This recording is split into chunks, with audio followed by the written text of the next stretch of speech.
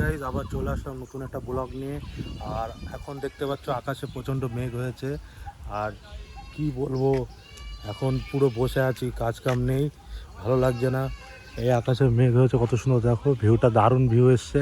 আর ভালো লাগছে, আকাশের ভিউটা দেখো কত সুন্দর, খুব সুন্দর ওয়েদার। আর সেই মার্চ মাসের 14 তারিখ হোলিতে কাজ করেছিলাম, ঠিক আছে। তারপর থেকে পুরো বাড়িতে বসা আছি। মার্চ, এপ্রিল, মে মাস পর্যন্ত এখনও বসে আছি, জানি না কবে কাজ পাবো আবার। তো কাজের সন্ধানে আছি একটা।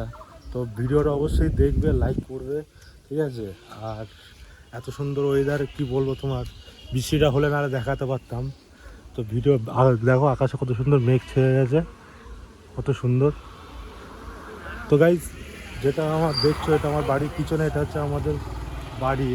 সব কলম তুলেছি, এখনও ঘরে কাজ করতে পারিনি, ঠিক আছে। আমাদের বাড়ি দেখো, এত সুন্দর মেঘ করেছে, খুব সুন্দর মেঘ দেখো।